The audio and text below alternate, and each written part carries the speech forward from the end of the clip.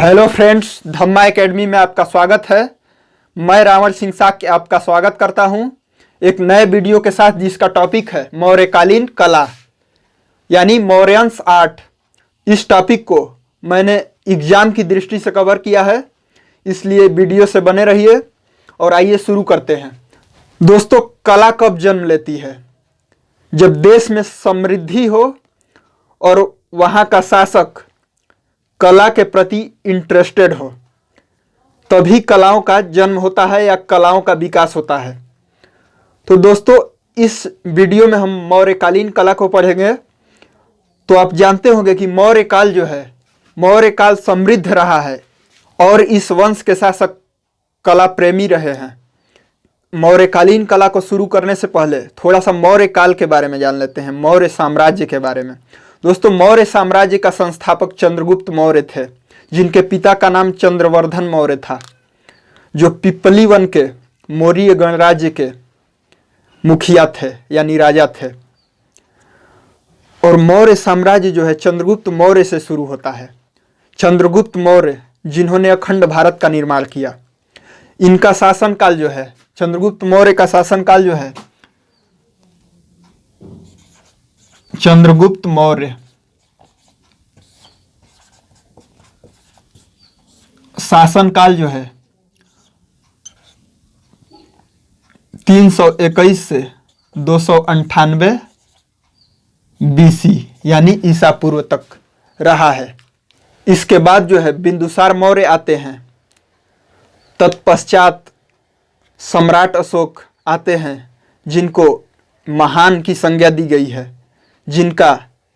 जिनके बनाए हुए स्तंभ को जो है भारत का राष्ट्रीय चिन्ह के रूप में अंगीकृत किया गया है। उसके बाद जो है कुणाल मौर्य आते हैं। फिर दशरथ मौर्य को भी पढ़ना जरूरी है, क्योंकि दशरथ मौर्य के शिलालेख हमें मिलते हैं। फिर जो है संप्रति मौर्य, शालीशुक, देववर्मन, शतधन्वन और लास्ट जो है राजा होते हैं बृहद्रथ मौर्य। कुल मिलाकर 184 ईसा पूर्व तक मौर्य साम्राज्य रहा। इस समय तक जो है कलाओं का विकास हुआ।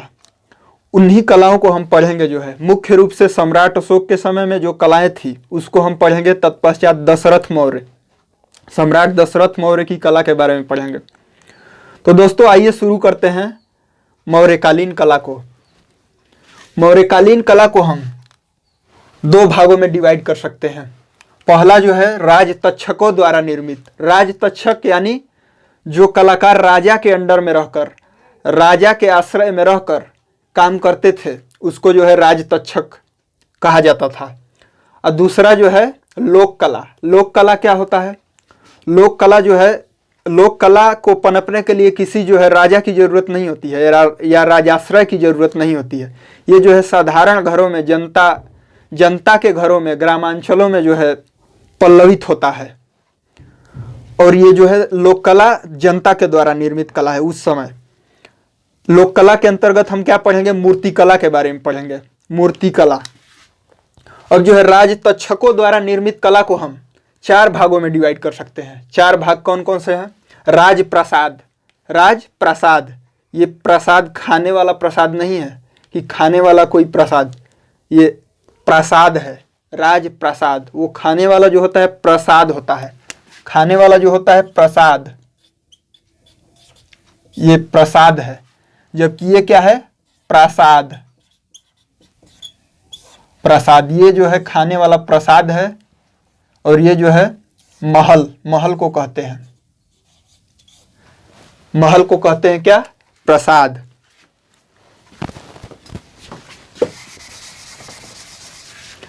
तो राजप्रसाद के बारे में पढ़ेंगे। फिर गुहा निर्माण कला के बारे में पढ़ेंगे। इसके बाद जो है स्तंभ निर्माण कला, फिर स्तूप निर्माण कला के बारे में हम लोग देखेंगे, विस्तृत पढ़ेंगे, जिससे कि किसी भी एग्जाम में कोई प्रश्न आए इस चैप्टर से तो छूटे नहीं। तो दोस्तों, चलिए शुरू करते हैं राजप्रसाद के बारे में। राजप्रसाद।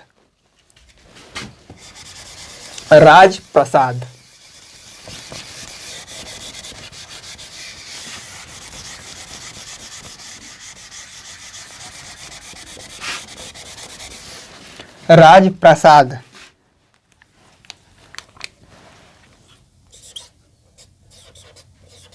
राजप्रासाद, राजप्रासाद। दोस्तों, राजप्रासाद के बारे में जो महत्वपूर्ण क्वेश्चन पूछा जाता है क्या, कि किसने क्या कहा। जैसे एरियन, ए से याद करेंगे, ए से शुरुआत ए से ही करते हैं। पहला अक्षर ABCD का जो है ए होता है, तो ए से शुरुआत करते हैं। एरियन जो है, एरियन, एरियन ये क्या, कौन है एरियन? यूनानी लेखक है, प्रसिद्ध यूनानी लेखक एरियन है। वो जो है चंद्रगुप्त मौर्य के राजप्रासाद के बारे में लिखता है अपने किताब में। क्या लिखता है? कि चंद्रगुप्त मौर्य के महल, चंद्रगुप्त मौर्य के महल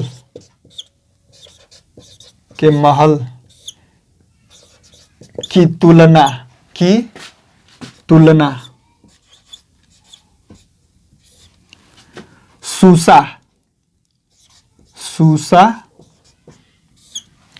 सूसा और एक बेतना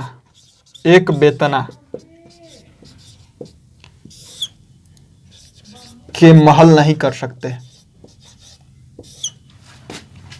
के महल नहीं कर सकते हैं।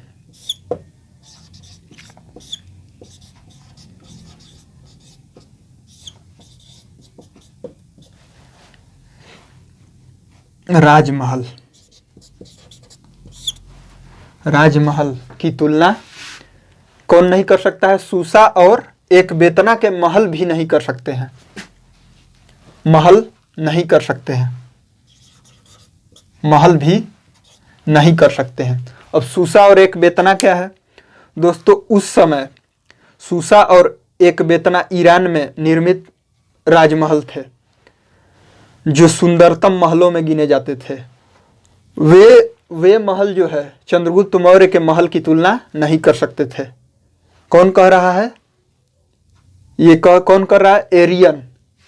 एरियन ये भारतीय कोई नहीं कह रहा है कि ऐसा सोचेंगे कि भारतीय हैं, अपने चीज़ों की बड़ाई तो करेंगे ही। ये दूसरा कोई यूनानी कह रहा है कि जो है चंद्रगुप्त मौर्य के राजमहल या राजप्रासाद की तुलना सूसा और एक बेतना के महल भी नहीं कर सकते हैं।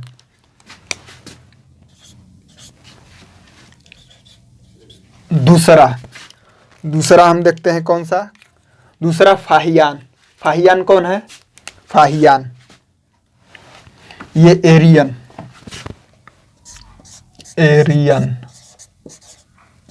एरियन। दूसरा जो है फाहियान।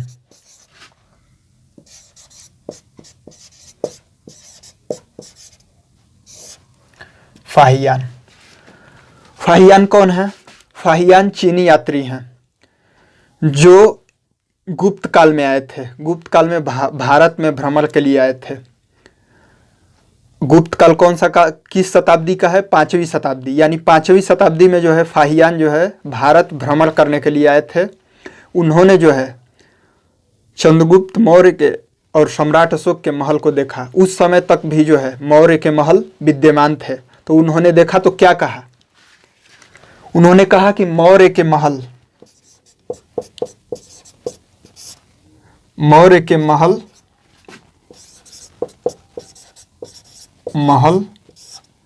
मानव कृति नहीं है, मानव कृति नहीं है,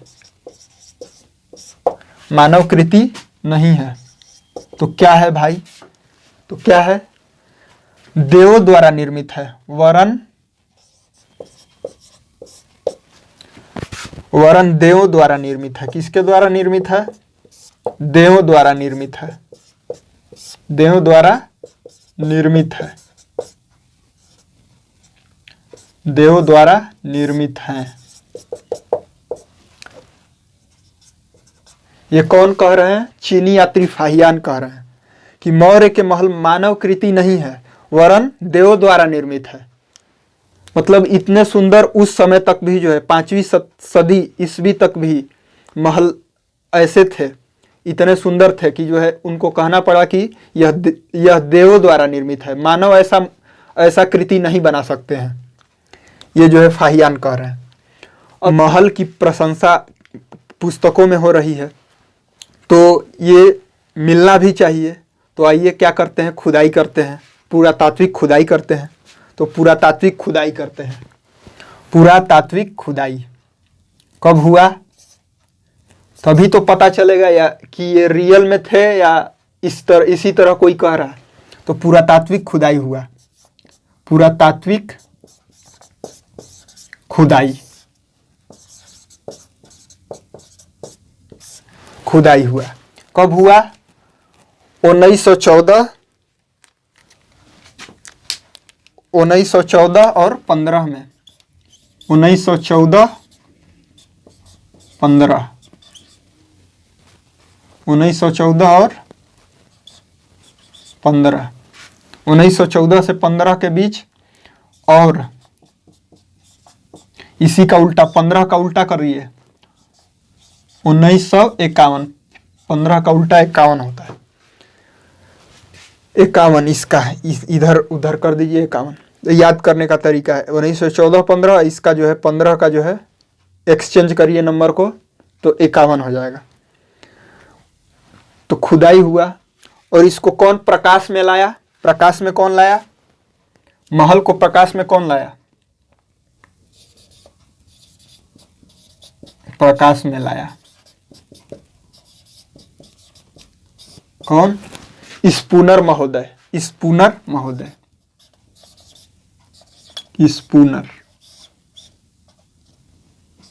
स्पूनर महोदय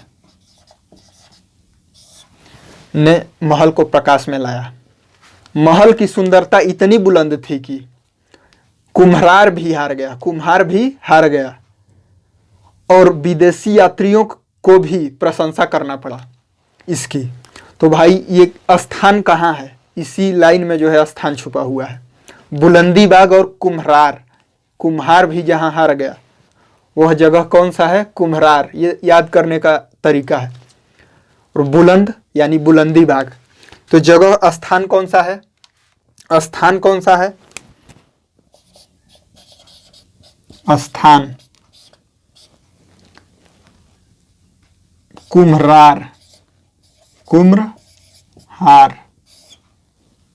और बुलंदी बाग।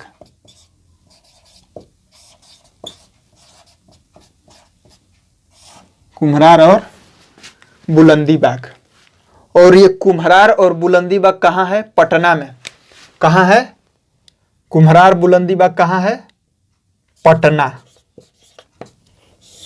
रहना है तो पटा के रखना है, इसलिए पटना में है। रहने वाला है राजमहल तो पटा के रखेंगे तभी तो रहेंगे। पटना बिहार में। पटना बिहार में। पटना का प्राचीन नाम क्या है? क्या था? पटना का प्राचीन नाम पाटलिपुत्रा। पाटलिपुत्र।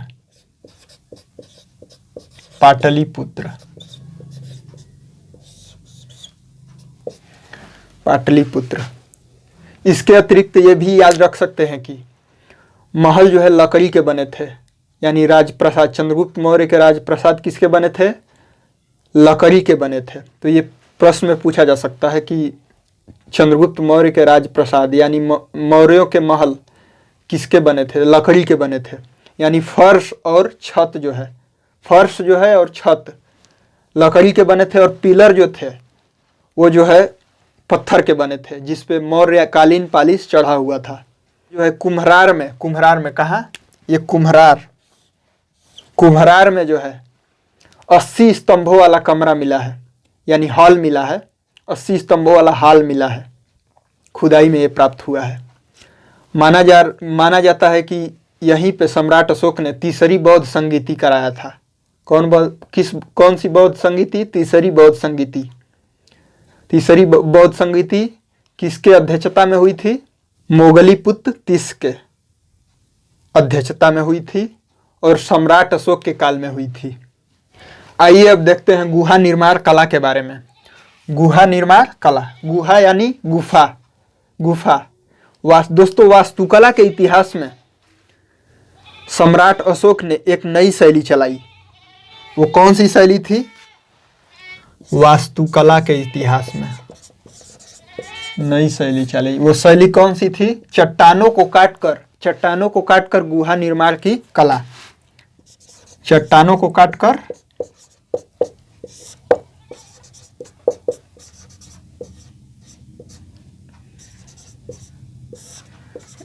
गुफा निर्माण की कला।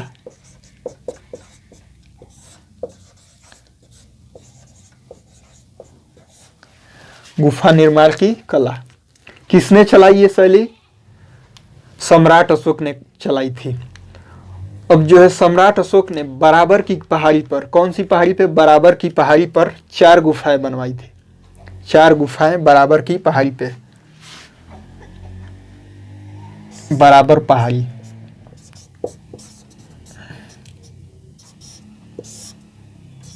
बराबर पहाड़ी, बराबर पहाड़ी, बराबर पहाड़ी ये कहाँ है? जो पहले पढ़े थे तो राजप्रसाद पढ़े थे, तो राजप्रसाद में रहना है। और ये जो गुफाएं हैं, गुफाओं में रहने के लिए नहीं, दान देने के लिए बनवाए थे। तो जहाँ तहाँ दान देने के लिए बनवाए थे, इसीलिए जहाँ तहाँ दान देने के लिए बनवाए थे, इसलिए जो है ये कहाँ है? जहानाबाद, जहानाबाद बिहार। कहाँ है? जहानाबाद बिहार।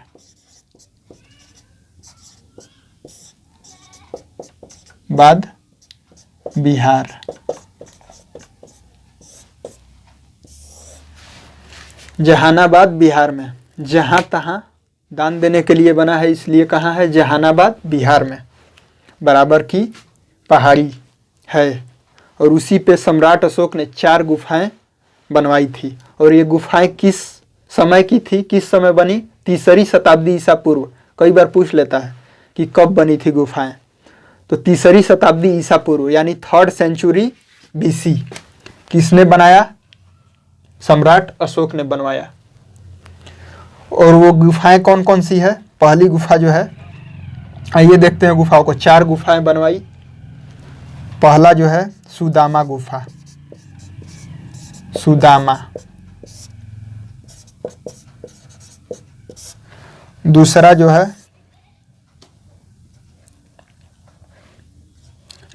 है कौन सा? कणचौपर,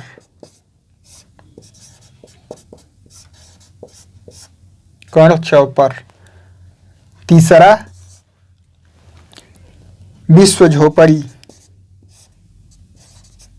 विश्व झोपड़ी गुफा। ये गुफाओं के नाम है, विश्व झोपड़ी। चौथा गुफा कौन सी है? लोमस ऋषि गुफा। कौन सी गुफा?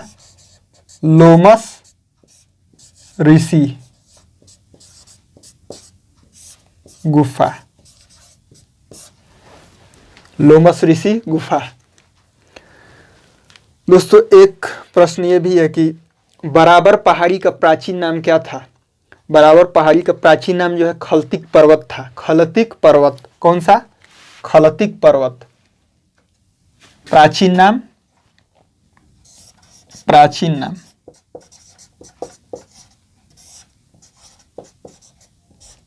खलतिक पर्वत, खलतिक पर्वत,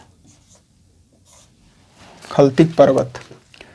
दोस्तों, ये चारों गुफाएं सम्राट अशोक ने क्यों बनवाया? दान देने के लिए। और किसे दान दिया? किसे दान दिया? आजीवक संप्रदाय के भिक्षुओं को आजीवक संप्रदाय दान दिया। इन गुफाओं को क्या किया? चारों गुफाओं को दान दिया, दान दिया। किसे दान दिया? आजीवक संप्रदाय के भिक्षुओं को, आजीवक संप्रदाय के भिक्षुओं को।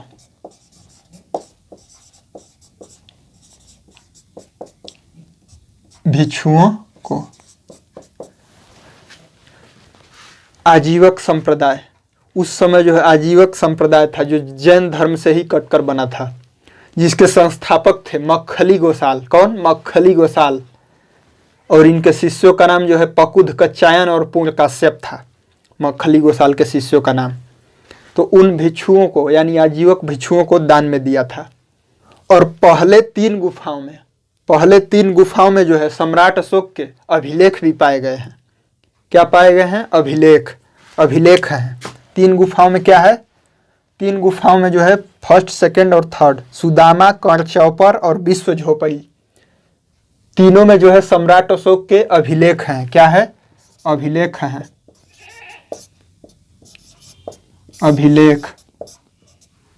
अभिलेख हैं। और चौथी गुफा जो लोमस ऋषि गुफा है उसमें जो है अभिलेख प्राप्त नहीं हुए हैं। अभिलेख हैं और वे अभिलेख जो है किस लिपि और भाषा में है? तो जो है अभिलेख जो है आप लोग जानते हैं कि सबसे ज़्यादा मतलब ब्राह्मी लिपि में ही सम्राट अशोक के अभिलेख मिले हैं। तो ब्राह्मी लिपि में है, ब्राह्मी लिपि और भाषा क्या है? वह प्राकृत भाषा क्या है? प्राकृत भाषा जो है ब्राह्मी लिपि और प्राकृत भाषा में है। ये लिपि और भाषा में बहुत लोगों को अंतर नहीं पता है।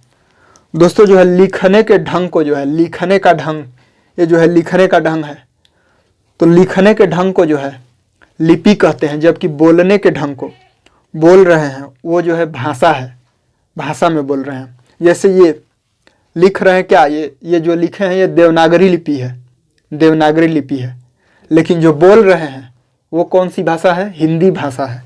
अब आइए देखते हैं गुफाओं के बारे में, क्योंकि जो है हम लोग एग्जाम की दृष्टि से इसे पढ़ रहे हैं तो इन गुफाओं को देखेंगे कि इन गुफाओं से क्या पूछता है।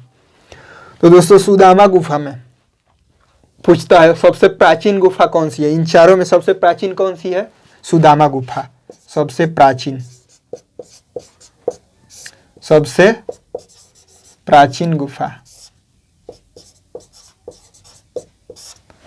प्राचीन गुफा। और ये गुफा जो है आयताकार है और हेमी स्पेरिकल यानी अर्धवृत्ताकार, और दूसरा ये भी आयताकार है यानी रेक्टेंगुलर, ये भी जो है आयताकार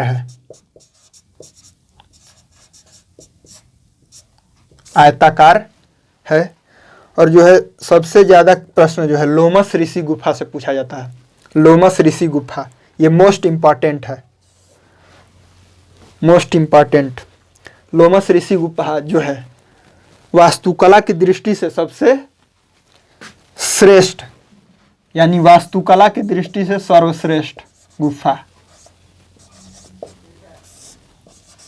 वास्तुकला की दृष्टि से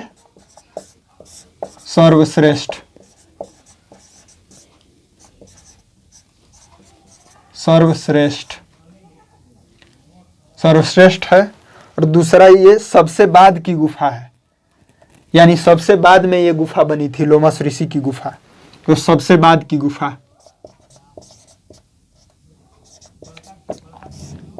बाद की गुफा, सबसे बाद की गुफा है। और इन गुफाओं में सबसे बड़ी विशेषता है कि सभी में जो है चमकदार पालिश लगे हुए हैं, चमकदार पालिश यानी हाईली पॉलिश्ड है, और अति चमकदार पालिश यानी हाईली पॉलिश्ड जो है मौर्य काल की एक सबसे बड़ी विशेषता है।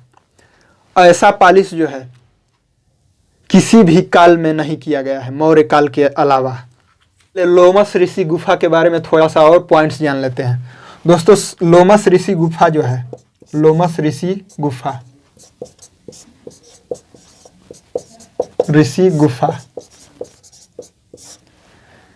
इसमें पहला हम लोगों ने देखा था कि वास्तुकला की दृष्टि से सर्वश्रेष्ठ है, वास्तुकला की दृष्टि सर्वश्रेष्ठ। दूसरा सबसे बाद की गुफा सबसे बाद की। और तीसरा जो है ज़्यादा, सबसे ज़्यादा अलंकृत है। क्या है? अलंकृत, डेकोरेटेड है, सबसे ज़्यादा अलंकृत, अलंकृत। चौथा क्या है? इसका द्वार जो है यानी गेट मेहराबदार है, एप्साइडल है, अपसाइडल है। मेहराबदार द्वार कैसा है? मेहराबदार, मेहराबदार, मेहराबदार, मेहराबदार। ये मेहराब क्या होता है? इस तरह से, इसकी बनावट कुछ इस तरह से है। ये जो है इस तरह से बना हुआ है। ये जो स्ट्रक्चर है, ये इसी को मेहराबदार कहा गया है। ये जो है इसको मेहराबदार कहा जाता है, एप्साइडल, एप्साइडल। और जो है पांचवा जो है इसके यहाँ पे जो है, ये जो है यहाँ पे जो है हाथी, एक स्तूप बना है, एक स्तूप यहाँ बीच में बना है, स्तूप बना है। और हाथियों की पंक्ति जो है स्तूप पूजा करने के लिए जा रही है, ये बना हुआ है। मतलब हाथियों की पंक्ति द्वारा स्तूप पूजा, स्तूप पूजा। अब आइए देखते हैं नागार्जुनी पहाड़ी। नागार्जुनी पहाड़ी पर क्या है? सम्राट अशोक के पौत्र यानी ग्रैंडसन सम्राट दशरथ मौर्य ने नागार्जुनी पहाड़ी पर, कौन सी पहाड़ी? नागार्जुनी पहाड़ी, नागार्जुनी पहाड़ी।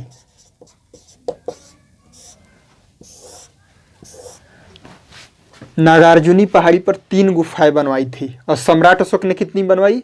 4 गुफाएं। और वो किस पहाड़ी पे थी? बराबर की पहाड़ी पे। और ये जो है उनके पौत्र यानी ग्रैंडसन जो है 3 गुफाएं बनवा रहे हैं। और किस पहाड़ी पे? नागार्जुनी पहाड़ी। और नागार्जुनी पहाड़ी कहाँ है भाई? तो पहले ही हमने कहा ये गुफाएं जो है दान देने के लिए है, यानी जहाँ तहाँ कहीं भी बनवाया जा सकता है, जहाँ तहाँ कहीं भी बनवाया जा सकता है। यानी जहानाबाद, जहाँ तहाँ यानी जहानाबाद बिहार, जहानाबाद बिहार में है, बिहार। और ये जो है बराबर की पहाड़ी के पास में ही है, बराबर की पहाड़ी के पास में ही है नागार्जुनी पहाड़ी। उस पर जो है सम्राट दशरथ मौर्य ने 3 गुफाएं बनवाई, जिस पे सम्राट दशरथ मौर्य के अभिलेख भी हैं। क्या है? अभिलेख। और सबसे बड़ी बात की, ये गुफाएं जो है, गुफाएं ये जो है बराबर और नागार्जुनी, बराबर नागार्जुनी,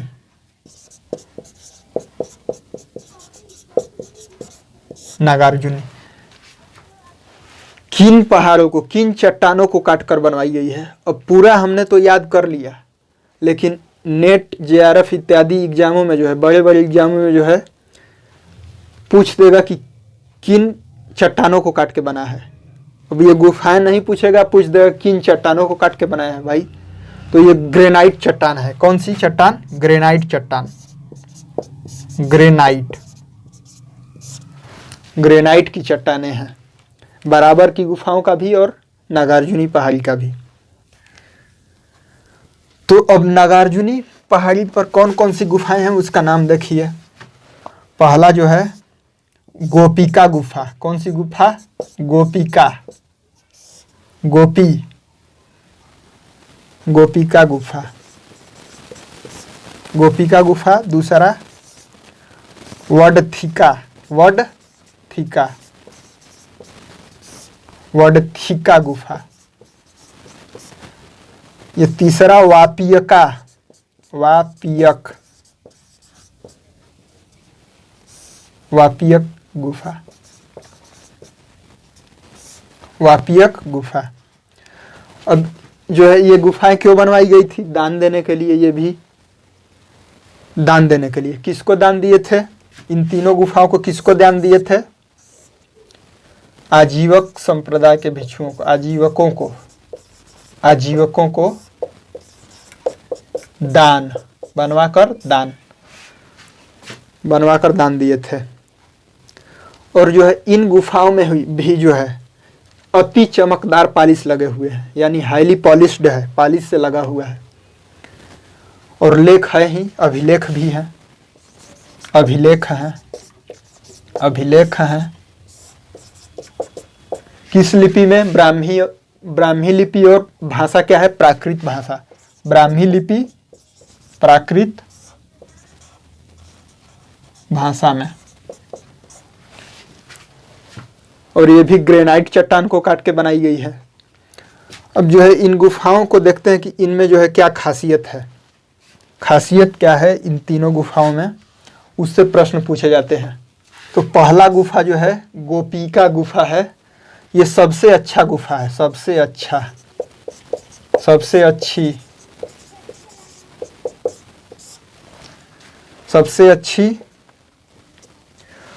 और सबसे बड़ी है। सबसे बड़ी भी यही गुफा है। सबसे बड़ी, सबसे अच्छी है और सबसे बड़ी है। ये पूछेगा कि सबसे बड़ा गुफा कौन है इन तीनों में, तो ये जो है गोपिका। सबसे अच्छा कौन है? गोपिका गुफा।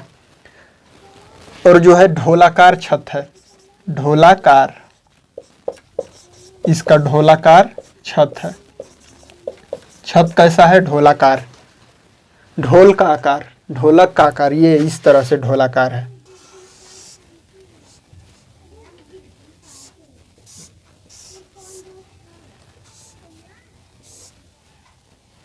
इस तरह से कुछ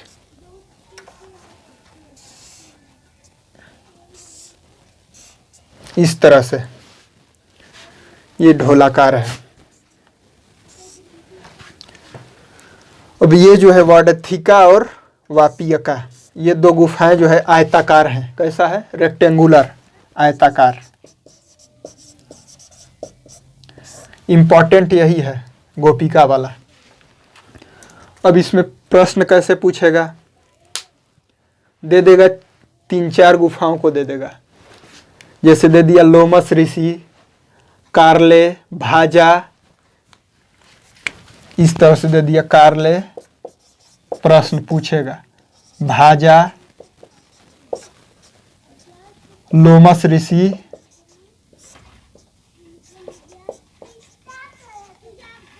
लोमस ऋषि।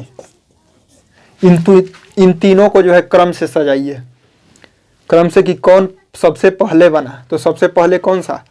गुफाओं। अभी हम लोग पढ़े हैं कि जो है गुफा निर्माण की कला, चट्टानों को काट कर गुफा निर्माण की कला किसने चलाई? सम्राट अशोक ने। कौन सा काल? मौर्य काल। तो मौर्य काल जो है सबसे पहले का है, तो लोमस ऋषि गुफा जो है मौर्यकालीन है, तो ये पहले होगा। फिर कार्ले, फिर भाजा। अब आइए हम लोग देखते हैं कुछ अन्य गुफाओं के बारे में। अन्य गुफाओं में कौन सा है? एक जोगीमारा गुफा है, वो भी मौर्यकालीन मानी जाती है। जोगीमारा गुफा,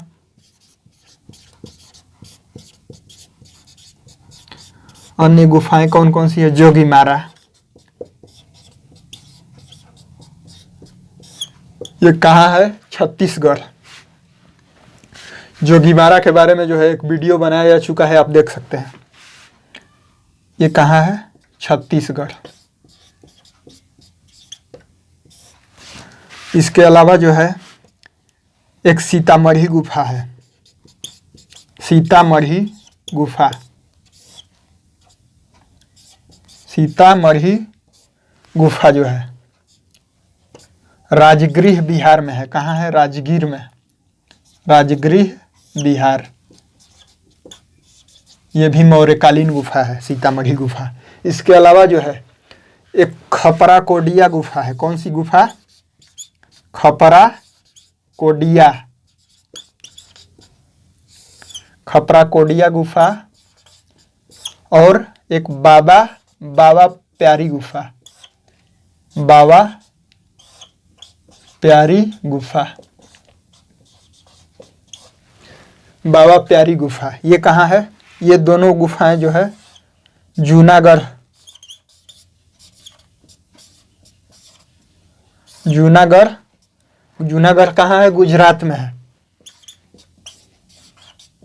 गुजरात में है, गुजरात में है। अब हम लोग स्तंभ निर्माण कला के बारे में पढ़ेंगे। किसके बारे में? स्तंभ निर्माण कला। उससे पहले हम लोग जो है सम्राट अशोक के बारे में जान लेते हैं। क्यों? क्योंकि स्तंभ निर्माण कला जो है सम्राट अशोक से संबंधित है। जितने स्तंभ मिले हैं जो है सम्राट अशोक ने बनवाए थे। दोस्तों, सम्राट अशोक मौर्य साम्राज्य के तीसरे शासक थे, मौर्य साम्राज्य के तीसरे शासक, और बिंदुसार के पुत्र थे, बिंदुसार मौर्य के पुत्र थे। और इनका शासनकाल जो है, शासनकाल, सम्राट अशोक का शासनकाल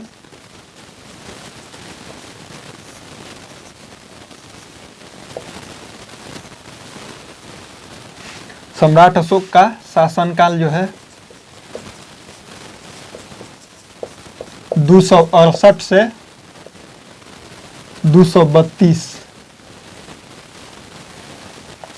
232 BC। इनकी राजधानी कहाँ थी? पाटलिपुत्र, पाटलिपुत्र में राजधानी थी। मौर्य साम्राज्य के सभी शासकों की राजधानी पाटलिपुत्र ही थी, तो पाटलिपुत्र थी। और आज तक के इतिहास में सबसे बड़े भूभाग पर शासन करने वाले सम्राट अशोक थे। और सम्राट अशोक एक कला प्रेमी शासक थे। सबसे ज्यादा कलाओं का विकास सम्राट अशोक के शासनकाल में ही हुआ। कलिंग विजय के बाद सम्राट अशोक ने धर्म प्रचार में अपने आप को ज्यादा लगाया। हालांकि पहले भी बौद्ध धर्म को मानते थे, लेकिन धर्म प्रचार में उसके बाद जो है अधिक अपने आप को लगाया। और जो है अकारण युद्ध यानी बिना कारण के युद्ध न करने का संकल्प लिया। यानी सबसे पहले हम आक्रमण नहीं करेंगे, हम आक्रमणकारी नहीं होंगे। अगर दूसरा कोई हमारे देश पर आक्रमण करता है तो उसके बचाव के लिए, अपनी प्रजा के बचाव के लिए युद्ध वो त्यागे नहीं थे। किसी भी राज्य के लिए ये युद्ध जायज है। भगवान बुद्ध भी जो है इस प्रकार के युद्धों को मना नहीं करते हैं। अपनी रक्षा के लिए जो है युद्ध करना जायज है। तो आइए अब जो है स्तंभ निर्माण कला के बारे में देखते हैं। स्तंभ निर्माण कला दोस्तों, मौर्य काल के सर्वोत्कृष्ट नमूने क्या है? सम्राट अशोक के स्तंभ। मौर्य काल के सर्वोत्कृष्ट नमूने अशोक स्तंभ है, अशोक के स्तंभ। और ये किससे बने हैं? ये स्तंभ की विशेषताएं हैं, मौर्यकालीन स्तंभों की विशेषताएं हैं। दूसरा क्या है? ये जो है लाल बलुआ पत्थर से बने हैं। किससे बने हैं? लाल बलुआ पत्थर, चुनार लाल बलुआ पत्थर, चुनार के लाल बलुआ पत्थर से बने हुए हैं। लाल बलुआ पत्थर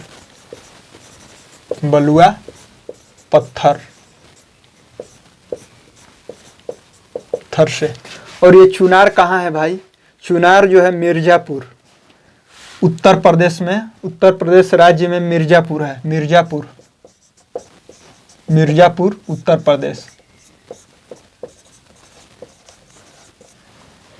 ये यही चुनार है, मिर्जापुर में ही चुनार है। वहीं के लाल बलुआ पत्थर से बने हैं। अब कंफ्यूज करने के लिए प्रश्न में क्या देता है कि जो है अशोक स्तंभ किससे बने हैं, दे देगा 4 ऑप्शन। लाल बलुआ पत्थर दे देगा, एक चुनार बलुआ पत्थर दे देगा। देखिए लाल बलुआ पत्थर अलग से दिया और चुनार वाले में लाल नहीं लिखेगा, चुनार बलुआ पत्थर केवल लिख देगा। अब कंफ्यूज हो जाएगी कौन सा लाल बलुआ पत्थर। चुनार का भी पत्थर जो है लाल बलुआ पत्थर है और ये अलग से एक लाल बलुआ पत्थर, तो कौन होगा? चुनार जिसमें लगा है वो। अगर चुनार नहीं रहेगा तब लाल बलुआ पत्थर होगा, लेकिन जिसमें चुनार लग गया तो चुनार वाला होगा, चुनार बलुआ पत्थर, यानी चुनार लाल बलुआ पत्थर से बने हुए हैं। ये किस सदी के हैं? सदी तो सम्राट अशोक का काल है। सम्राट अशोक का काल के बने हैं। निर्माण किसने करवाया? निर्माण सम्राट अशोक, सम्राट अशोक। और किस शताब्दी, सम्राट अशोक का काल कौन सी शताब्दी है, क्योंकि कई बार पूछ देता है किस कब बना, कब बनवाया था, तो तीसरी शताब्दी ईसा पूर्व, 3rd सेंचुरी शताब्दी ईसा पूर्व, ईसा पूर्व। और जो है ये शिल्पी कौशल, शिल्पी कौशल और इंजीनियरिंग के सर्वोत्कृष्ट नमूने हैं। शिल्पी, शिल्पी कौशल और इंजीनियरिंग के,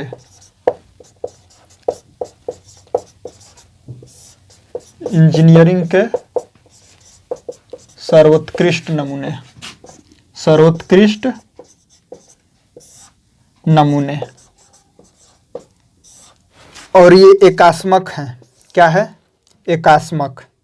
ये स्तंभ कैसे हैं? एकास्मक। एकास्मक किसे कहते हैं? मोनोलिथिक, यानी मोनोलिथिक, मोनोलिथिक। अब इसका मतलब क्या हुआ? मोनोलिथिक यानी एकास्मक का मतलब आज जो भी पत्थर से बनते हैं, बड़ी बड़ी मूर्तियां बनती हैं, वो टुकड़ों में बनती हैं, पार्ट बाई पार्ट बनता है और उसको ले जाके जोड़ा जाता है वहाँ पे। और सम्राट अशोक के बाद भी जो है अधिकतर बनी हुई हैं बड़ी बड़ी मूर्तियाँ, चाहे जो भी है, स्तंभ भी, तो वो जोड़ कर बनाए गए हैं। लेकिन जो सम्राट अशोक के स्तंभ की विशेषता थी कि वो मोनोलिथिक थे, यानी 40-50 फीट के होते थे। ये मोनोलिथिक थे और कितने फीट के होते थे? 40 से 50 फीट, 40 से 50 फीट लंबे, लंबे। और कितना वजन था? 50,000 किलो, 50,000 किलो के थे, होते थे। मतलब 40-50 फीट जो है, एक पत्थर को 40-50 फीट पत्थर को लिया और उसको जो है तराश कर बना दिया मूर्ति को, कहीं भी जोड़ नहीं है। 40-50 फीट लंबे को लिया और उसको बना दिया मूर्ति, तो ये मोनोलिथिक है। अगर उसी 50 फीट को कई टुकड़ों में काट कर जो है बनाया जाए और फिर बाद में जोड़ दिया जाए ले जाके जहाँ लगाना है, तो वो जो है मोनोलिथिक नहीं कहलाएंगे। तो ये मोनोलिथिक है। और ये शिल्पी कौशल और इंजीनियरिंग के सर्वोत्कृष्ट नमूने क्यों हैं भाई?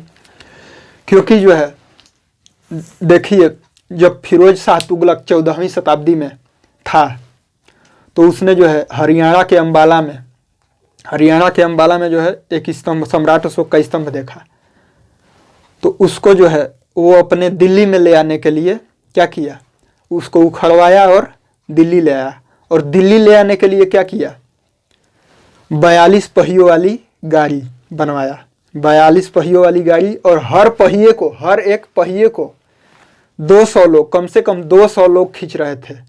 मतलब 42 पहियों वाली गाड़ी बनवाया, उन 42 पहियों को 200 आदमी खींच रहे थे।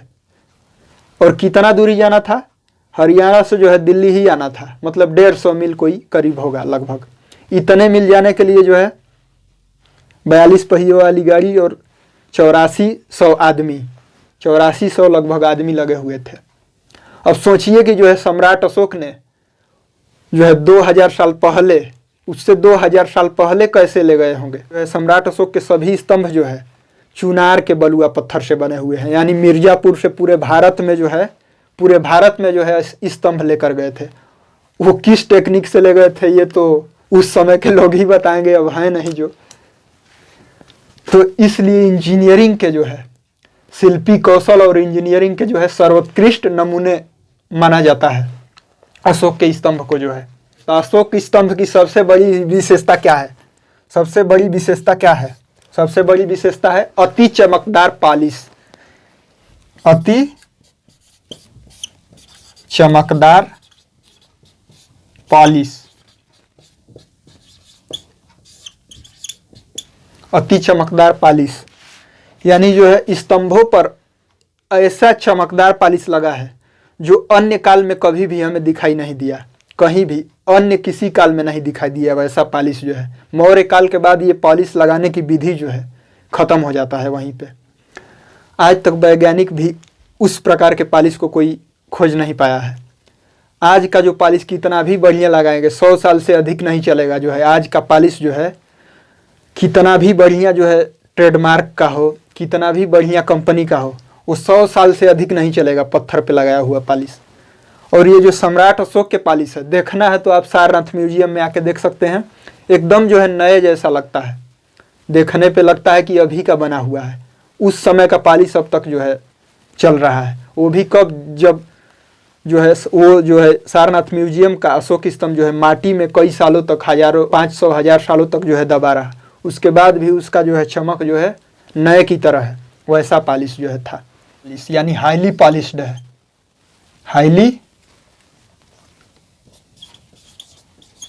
हाईली पॉलिश्ड, हाईली पॉलिश्ड है। और ये सम्राट अशोक ने इन स्तंभों को क्यों लगवाया? तो धर्म प्रचार के लिए लगवाया। किसके लिए लगवाया? धर्म प्रचार के लिए लगवाया। धर्म प्रचार, जिसे अशोक का धम्म कहते हैं, उसी धर्म के प्रचार के लिए, धम्म या धर्म के प्रचार के लिए,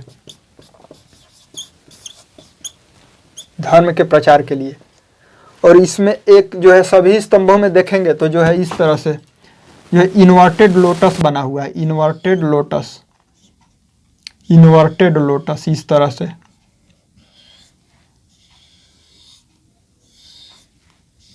इस तरह से कुछ ये संरचना, ये इन्वर्टेड लोटस है। तो अधिकतर अशोक के अधिकतर स्तंभों में जो है इन्वर्टेड लोटस मिलता है। इसको हिंदी में अवांगमुखी, अवांगमुखी कमल, यानी इन्वर्टेड लोटस। मौर्यकालीन स्तंभों के बारे में पर्सी ब्राउन और जॉन मार्शल क्या कहते हैं, इसको आपको स्क्रीनशॉट मारना है तो मार सकते हैं। पर्सी ब्राउन और जॉन मार्शल कहते हैं कि स्तंभ निर्माण की कला मौर्यों ने ईरानियों से ली। क्या कहते हैं? स्तंभ निर्माण कला मौर्यों ने ईरानियों से ली।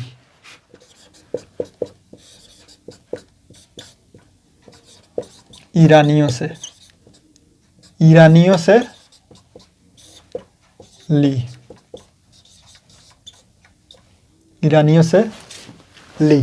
तो ये कौन कहता है? पर्सी ब्राउन और जो है जॉन मार्शल, दोनों लोग कहते हैं।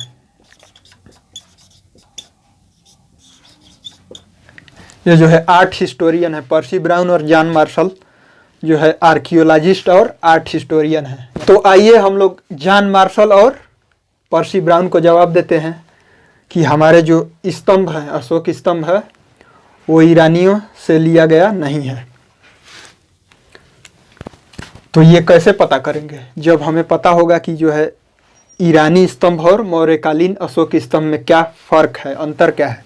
तो आइए देखते हैं डिफरेंस बिटवीन ईरानी पिलर्स एंड मौर्यंस पिलर। मौर्यकालीन स्तंभ क्या है? मोनोलिथिक है, यानी एकास्मक है।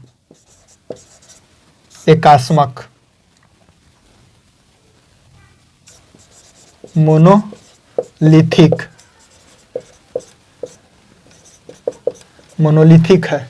ये जो है कई टुकड़ों को जोड़कर बनाया गया है, टुकड़ों को जोड़कर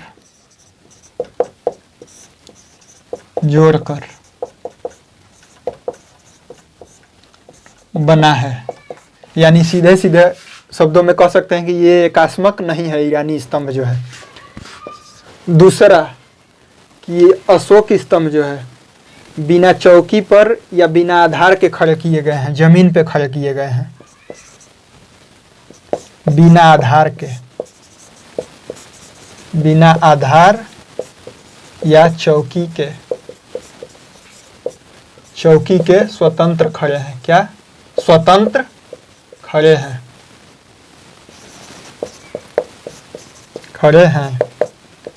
जबकि ये ईरानी स्तंभ क्या है, चौकी पर टिकाए गए हैं। किस पे? चौकी पर टिकाए गए हैं। और तीसरा जो है, ये अशोक के स्तंभ स्वतंत्र खड़े हैं। हम लोग स्वतंत्र, किसी के गुलाम नहीं हैं, इसलिए स्वतंत्र।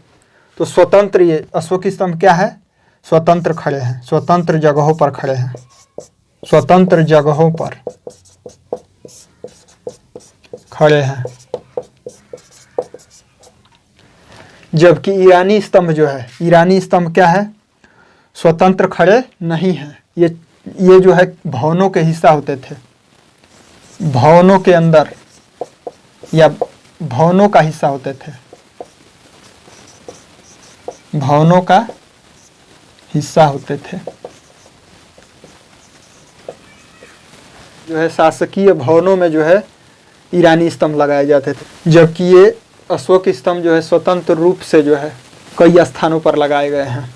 चौथा क्या है, इस पे अति चमकदार पॉलिश लगाया गया है। क्या है, हाईली पॉलिश्ड है, अति चमकदार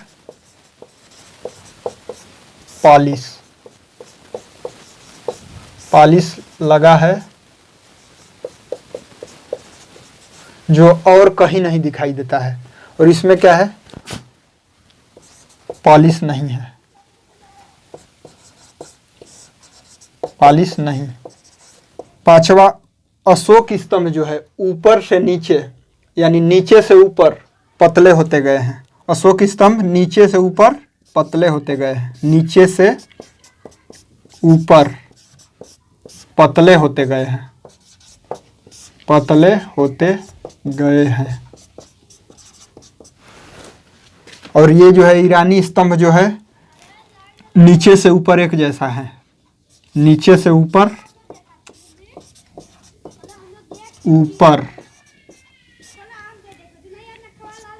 एक जैसे हैं, एक जैसे हैं।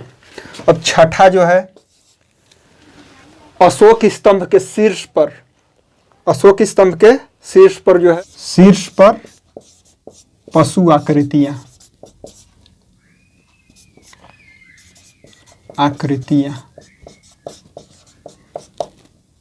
और पशु आकृतियों में कौन कौन सा है, सिंह बना है, सिंह यानी शेर, लायन, उसके बाद अश्व यानी घोड़ा, हॉर्स, उसके बाद सांड यानी बुल, और उसके बाद जो है हाथी यानी एलिफेंट बनी हुई है। ये सभी पशु बने हुए हैं। और ये जो है नीचे से ऊपर पतले होते गए हैं का मतलब है ये इस तरह से, ये जो है नीचे मोटा है, ऊपर जितना ही ऊपर जाता जाएगा पतला होता जाएगा। ये है नीचे से ऊपर पतला होना। और ये जो है सीधा है, ये इस तरह से ईरानी स्तंभ जो है। सातवां क्या है, अशोक स्तंभ में जो शीर्ष पर पशु आकृतियां हैं उनके प्रतीकात्मक अर्थ है। पशु आकृतियों के प्रतीकात्मक क्या है, अर्थ है।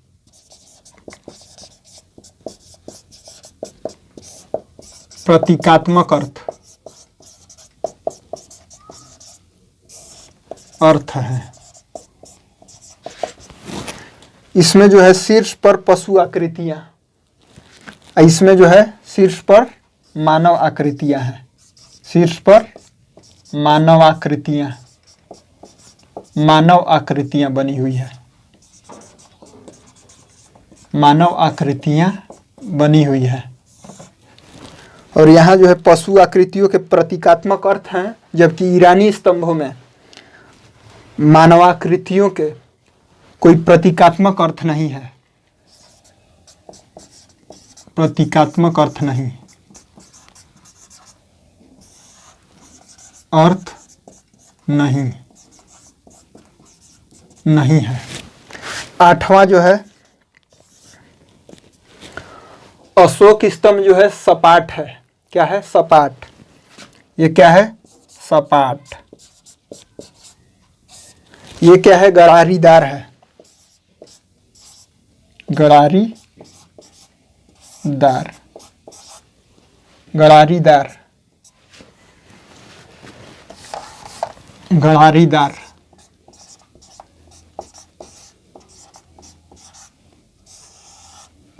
गरारीदार है सब। तो इस प्रकार आपने देखा कि जो है मौर्यकालीन अशोक स्तंभ और ईरानी स्तंभ में कितना फर्क है।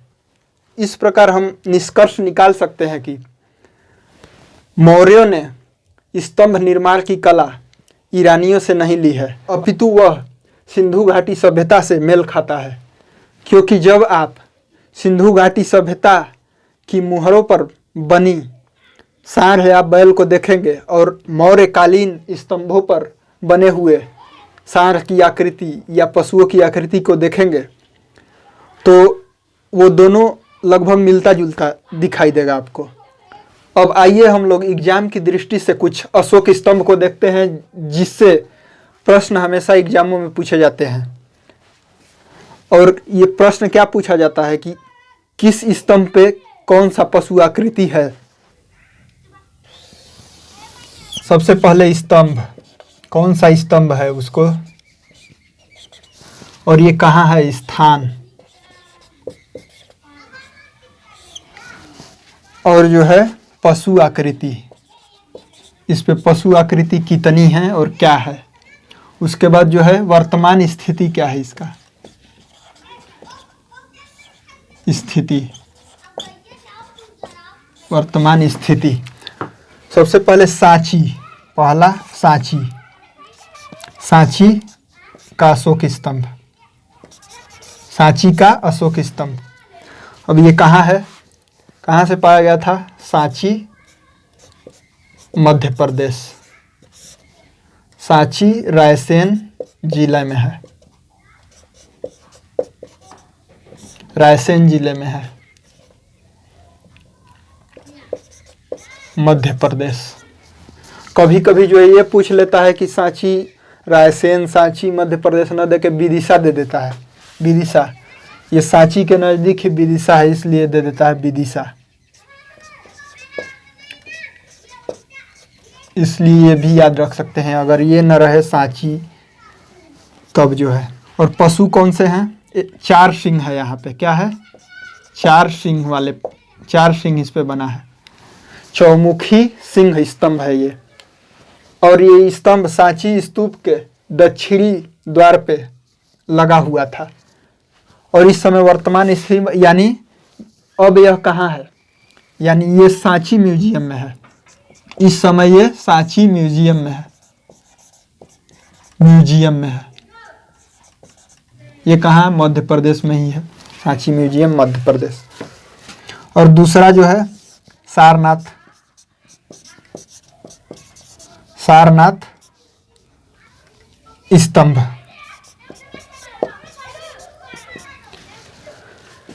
सारनाथ स्तंभ जो है ये कहाँ है, सारनाथ में है। और सारनाथ कहाँ पड़ता है, वाराणसी में, वाराणसी, वाराणसी उत्तर प्रदेश, उत्तर प्रदेश में। और यहाँ पे कितने क्या पाए गए हैं पशु, शीर्ष पे कौन सा पशु है, सिंह है, सिंह। और वो कितने से कितने हैं सिंह, 4 सिंह, यहाँ भी 4 सिंह हैं। यही पूछता है प्रश्न कि सारनाथ के स्तंभ में कितने सिंह बने हुए हैं। तो कई लोग मतलब देखने में इस तरह से फोटो में देखेंगे तो 3 ही शेर दिखता है, जबकि होते एक पीछे छुपा होता है, 4 होते हैं। तो ये सारनाथ में भी कितने सिंह हैं, 4 सिंह। और ये इस समय कहाँ है, ये सारनाथ म्यूजियम में है, सारनाथ म्यूजियम, सारनाथ संग्रहालय। और तीसरा जो है संकिसा, संकिसा स्तंभ, संकिसा का अशोक स्तंभ, ये कहाँ है, फर्रुखाबाद।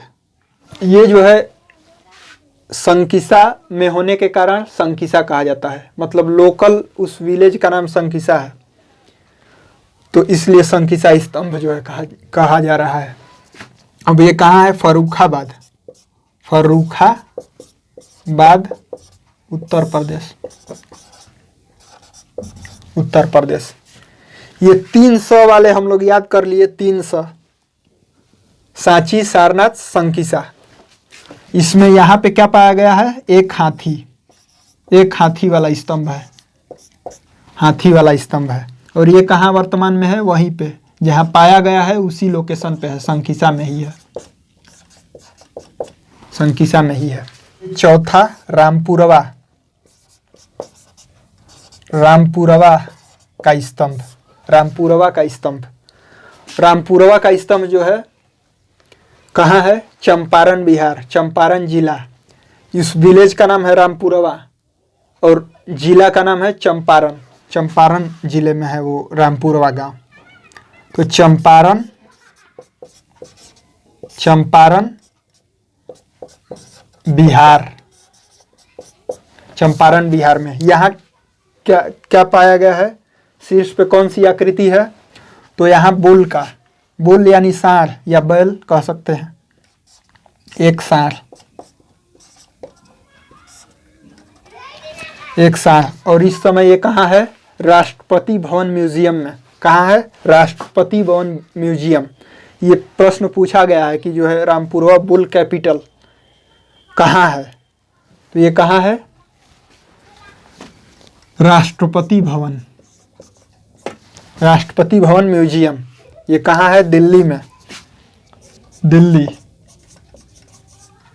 पांचवा भी रामपुरवा है। रामपुरवा स्तंभ। और ये कहाँ है? चंपारण बिहार, जान ही रहे हैं। और यहाँ पे मतलब इस वाले स्तंभ पे क्या पाया गया है आकृति? पशु। कौन सा पशु आकृति? तो वो है सिंह की। एक सिंह वाला स्तंभ है ये। मतलब रामपुरवा में एक सांड या बैल वाला स्तंभ है और दूसरा रामपुरवा में स्तंभ है वो एक सिंह वाला, यानी सिंह बैठा हुआ है। उस पे एक सिंह बैठा हुआ है, वह स्तंभ है। और ये इस समय कहाँ है? Indian museum Kolkata. कहाँ? इंडियन म्यूजियम कोलकाता में। और छठवां है लौरिया नंदनगढ़। लौरिया नंदनगढ़।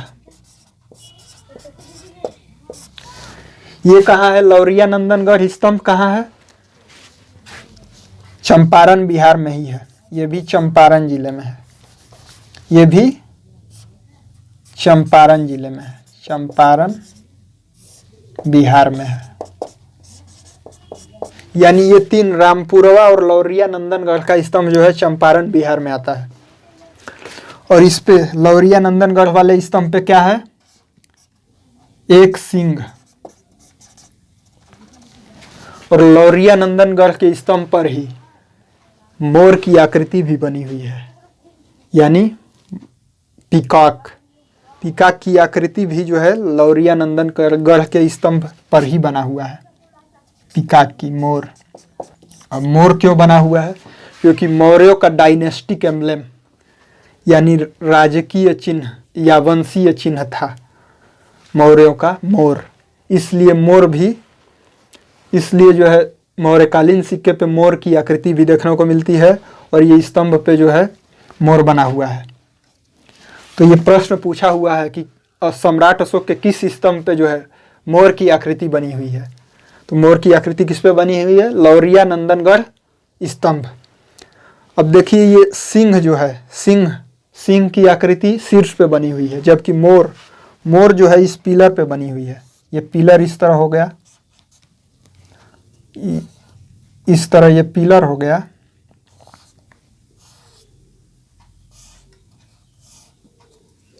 ये पिलर, तो यहाँ सिंह हो गया, यहाँ सिंह बना हुआ है, जबकि इस पे जो है मोर की आकृति बनी हुई है इस पे। अब जो है सातवां कौन सा है? बसाड़।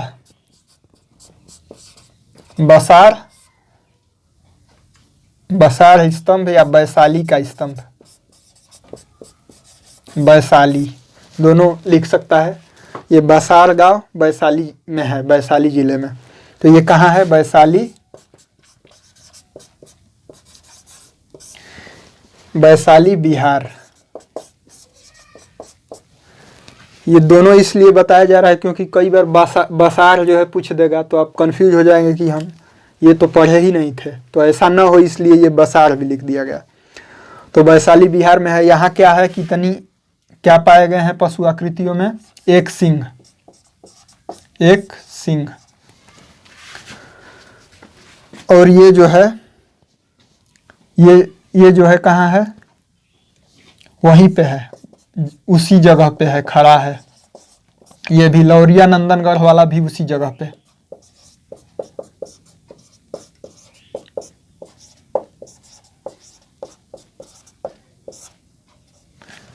उसी जगह पे, मतलब जहाँ है वहीं पे खड़ा है।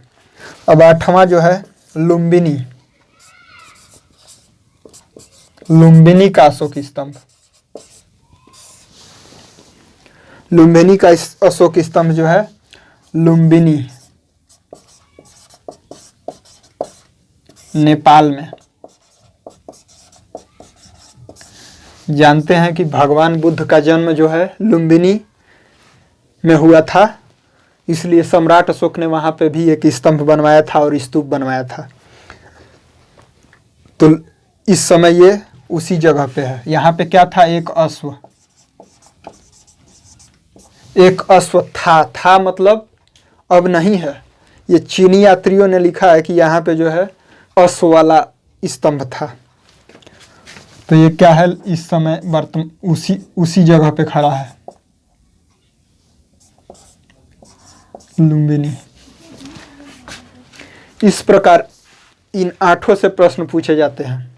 यहीं पर भगवान बुद्ध का जन्म हुआ था, ये लिखा हुआ है लुम्बिनी वाले स्तंभ पर ही।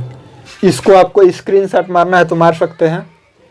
दोस्तों, अगले वीडियो में हम लोग सारनाथ के अशोक स्तंभ के बारे में जानेंगे, विस्तृत जानेंगे, क्योंकि सारनाथ के अशोक स्तंभ से कई बार प्रश्न पूछा हुआ है। हर एक एग्जामों में प्रश्न पूछता है।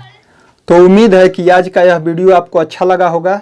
अगर अच्छा लगा है तो वीडियो को लाइक, शेयर और चैनल को ज़रूर सब्सक्राइब करें और अपने दोस्तों के साथ ज़रूर शेयर करें और कमेंट बॉक्स में अपना फीडबैक ज़रूर दें। अगले वीडियो में हम लोग सारनाथ के अशोक स्तंभ शीर्ष के बारे में विस्तृत पढ़ेंगे और इसके अलावा स्तूप और अभिलेखों के बारे में भी पढ़ेंगे।